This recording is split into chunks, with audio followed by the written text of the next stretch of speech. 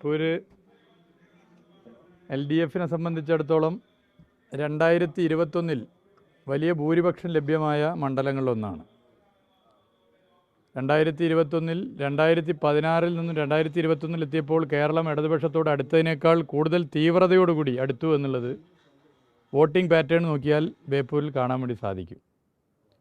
2016 നിന്നും 2021 LDFിന് 91-99 ആവുകയും വോട്ട് ഷെയറിൽ ഏറെക്കുറെ 2% അടുത്ത് വർധനവുണ്ടാവുകയും ചെയ്തപ്പോൾ ബേപ്പൂരിൽ അത് 5% വർധനമാണ് 2016 നിന്ന് 2021. വോട്ടും വലിയ നിലയിലേക്ക് വർദ്ധിച്ചു. ഇത്തവണ ബേപ്പൂർ നിയോജക മണ്ഡലത്തിൽ വീണ്ടും LDFിൻ്റെ സ്ഥാനാർത്ഥിയായി മത്സരിക്കാൻ വേണ്ടി ഇപ്പോൾ CPIMൻ്റെ സംസ്ഥാന സെക്രട്ടറി പ്രഖ്യാപിച്ചിരിക്കുകയാണ്. ഒരു ഉത്തരവാദിത്വം എന്നുള്ള നിലയിൽ ആ പ്രവർത്തനവുമായി മുന്നോട്ട് പോകുന്നു. 2021 ലഭ്യമായ 82,000 വോട്ടിനേക്കാൾ കൂടുതൽ വോട്ട് 2026 LDFിന് ബേപ്പൂരിലുണ്ടാകും.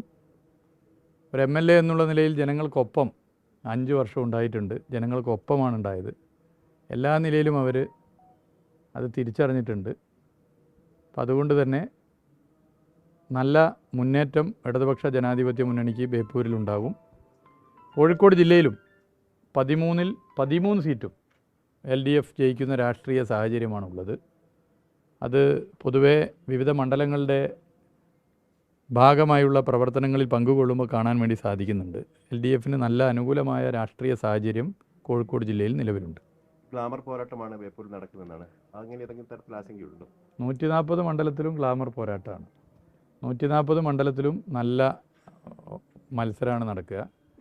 LDFിനെ സംബന്ധിച്ചിടത്തോളം ഇതിൽ മത്സരിക്കുന്ന സ്ഥാനാർത്ഥികൾ ഇപ്പോൾ CPIMും CPIയും ഒക്കെ പ്രഖ്യാപിച്ച സ്ഥാനാർത്ഥികളുണ്ടല്ലോ, അതിൽ സിറ്റിംഗ് MLAമാർ വലിയൊരെണ്ണമുണ്ട്. ഈ സിറ്റിംഗ് MLAമാരൊക്കെ മികച്ച MLAമാരായി പെർഫോം ചെയ്തവരാണ്. അവരെ ഒരു പരിചയപ്പെടുത്തലിൻ്റെ ആവശ്യം മണ്ഡലത്തിലില്ല. നമുക്കാണെങ്കിൽ തെരഞ്ഞെടുപ്പിന് ഇനി വളരെ കുറച്ച് ദിവസമേ ഉള്ളൂ. നമ്മളൊക്കെ ഒരു ഏപ്രിൽ 20 അപ്പുറത്തേക്കൊക്കെ പ്രതീക്ഷിച്ചാണ്. പക്ഷേ ഏപ്രിൽ 9 വന്നത്. ഇപ്പോൾ കോഴിക്കോട് ജില്ലയിൽ പ്രഖ്യാപിക്കപ്പെട്ട സ്ഥാനാർത്ഥികൾ സിറ്റിംഗ് MLAമാരും മുൻ MLA ഒക്കെ ആയിട്ടുള്ളവരാണ്. അപ്പോൾ അവരൊക്കെ അവിടുത്തെ ചെറിയ കുട്ടി മുതൽ മുതിർന്നവർ വരെ ഹൃദയത്തോട് ചേർത്ത് പിടിച്ചവരാണ്. അപ്പോൾ ആ നിലയിൽ കേരളത്തിലും പൊതുവേ അത് കാണാൻ വേണ്ടി സാധിക്കും.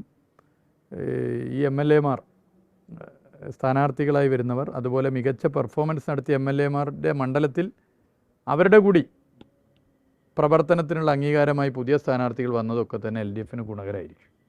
ലോകത്തെവിടെയായാലും ഏത് സമയത്തും 24 വാർത്തകളും ഓഗ്മെന്റഡ് റിയാലിറ്റി പാക്കേജുകളും എക്സ്പ്ലെയിനറുകളും വിശദമായി കാണാൻ ഞങ്ങളുടെ YouTube ചാനൽ നിങ്ങൾക്ക് സബ്സ്ക്രൈബ് ചെയ്യാം.